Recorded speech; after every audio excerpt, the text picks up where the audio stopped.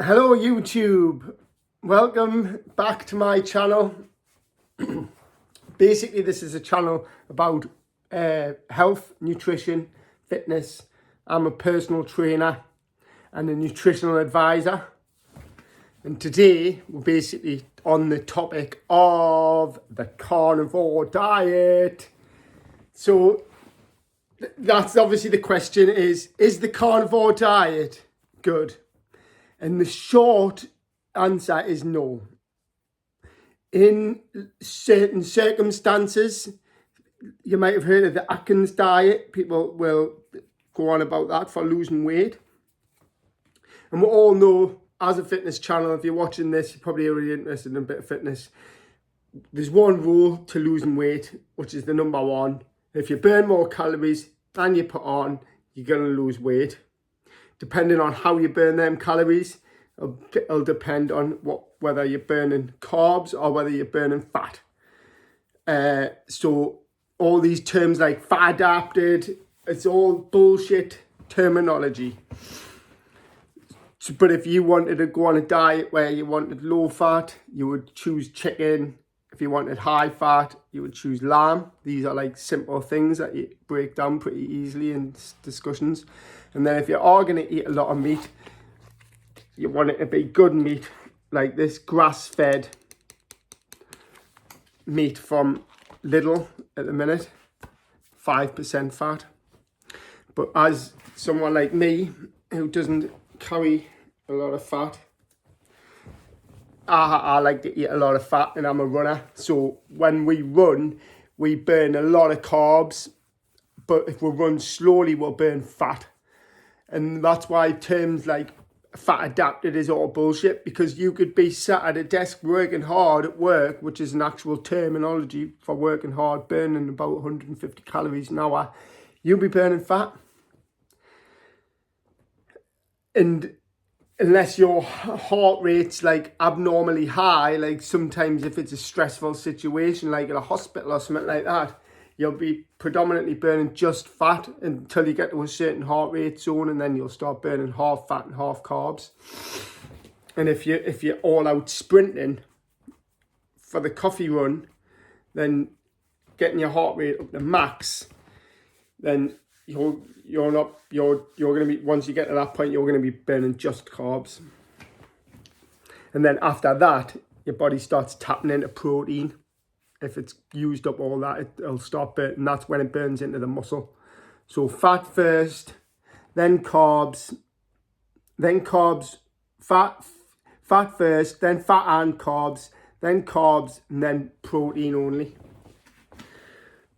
Which, if there's not available, eat into the muscle. If there's some available, which is why for a lot of ultra runners, they could potentially like eat protein on their runs, because carbs obviously gives you a spike in energy and then a crash, which you don't want during the end of part of an ultra run, realistically, because then you're just going to crave more carbs.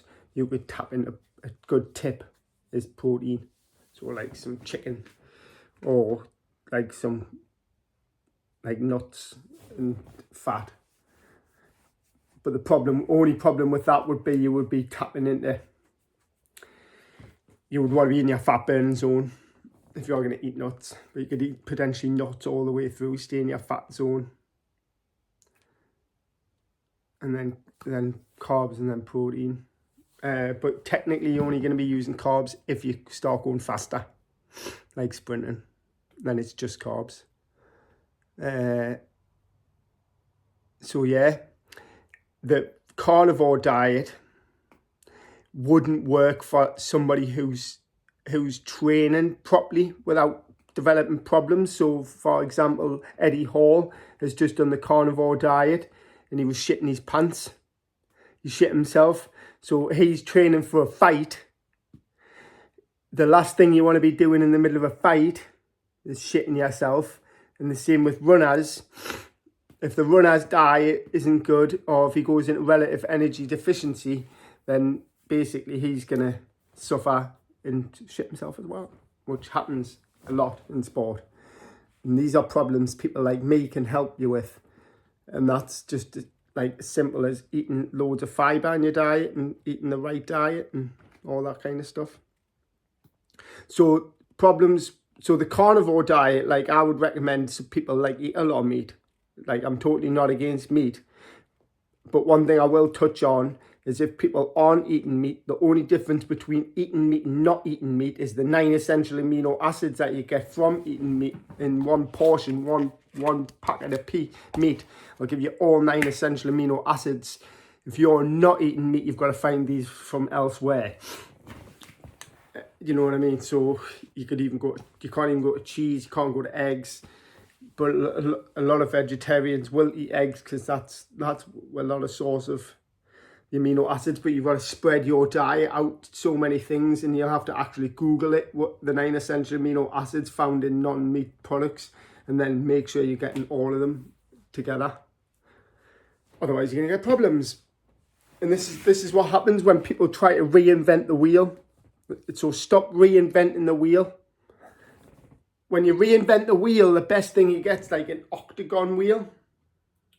And then you go round, the octagon wheel goes round and round and round. And you just don't get anywhere as fast as somebody who's got round wheels. And that's the best analogy I could give on that. And you might be able to tweak it. You might be able to tweak the octagon wheel. So like instead of both wheels landing flat, one wheel would land on the edge. You know, that would push that wheel over and you'd get a little bit further, a little bit faster. Think that you're getting somewhere.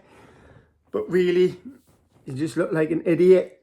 And you're going to go viral for about 5 minutes, have your 15 minutes of fame. But then after that, you're just going to want to go back onto the round bike and try and back up with everybody else who's sailing away on their round wheels.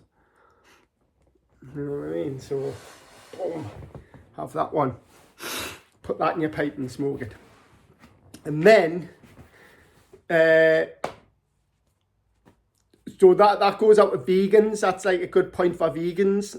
You know, the 9 essential amino acids. So if you go non-meat, make sure you're getting your 9 essential amino acids, getting B12 injections and taking iodine supplements, and then you'll be fine. But they are the most important things. And then if you are going to go onto the carnivore diet, just remember you're not on Bear Grylls Island now.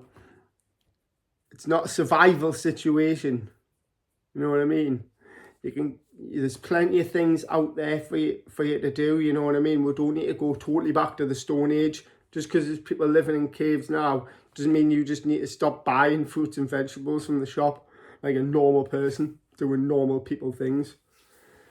And I talked about this on my Instagram. So if you want a good tip about going shopping, just go straight up one aisle and round the back of the shop, and that's where all the main fruit and real food is, and just avoid the middle. That's a good tip. And then if you are going to go on the carnivore diet, make sure you're getting 30 grams of fibre in you, because even the Atkins diet, when he did it and he invented it, he knew that the digestive system as a human being needs fibre.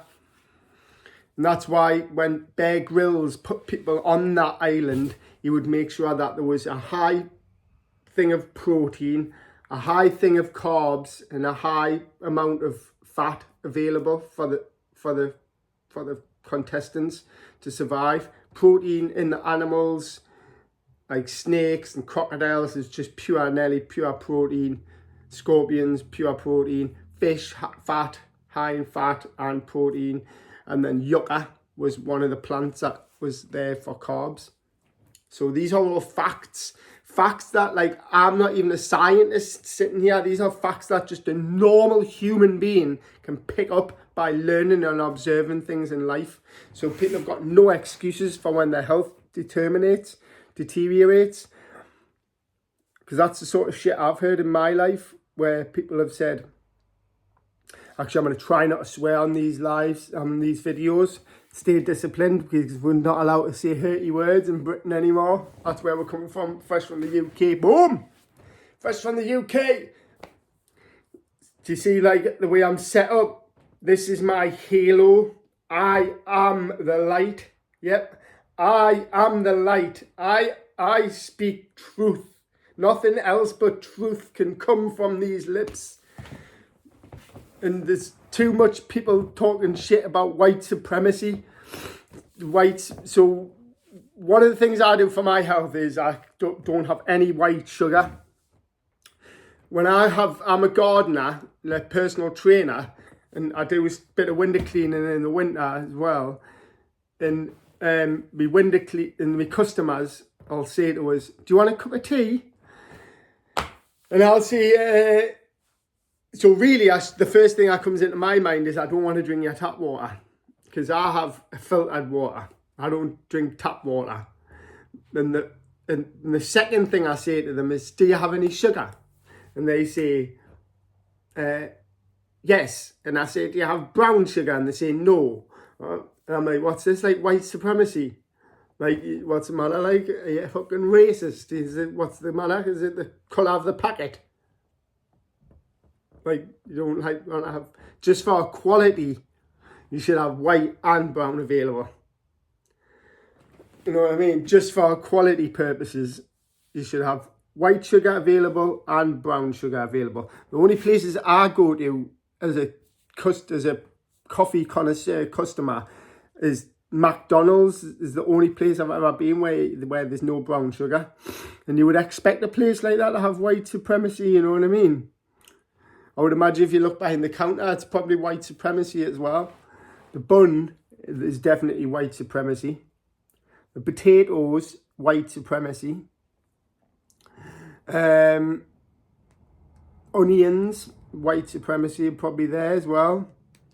So this is what you get with the white sugar, is white supremacy. And then I'd say to my customer, do you have any honey? And they're like, no. And I'm like, what's this, like a honeyphobe now? What's this, like bee bigotry? I thought we were saving the bees. I thought we were saving the bees. The first thing you could do to help save the bees is buy some honey. You know what I mean? And people can't even have available good sources of sugar. You know what I mean? Like, it even says on the packet of cakes, on the packet of brown sugar, excellent for cake baking. Baking cakes, that's normally the thick stuff. But it's still telling you that it's better than white for some things, you know what I mean? So there, anyway, there's a bit of humour to that live. But that's the bottom line, guys. Like, don't reinvent the wheel. You know what I mean? We've learned, base your diet on starchy carbs, meat, potatoes and vegetables. And use the guideline of the plate to portion sizes to make sure you're getting a good balance. So there we go.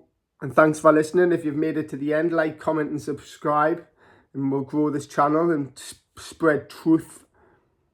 Oh, and one thing I can say on before the end is, here's an example. So the Wall Street Journal said processed meat was bad for you, basically in a headline.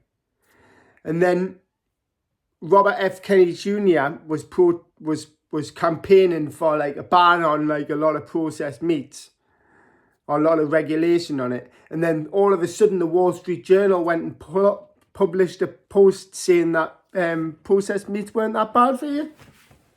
So this is what you got to watch out for in life, the bullshit from the mainstream media, trying to reinvent the wheel and trying to tell you what you should and shouldn't eat. That's my job. So tune in for the next episode. Good night.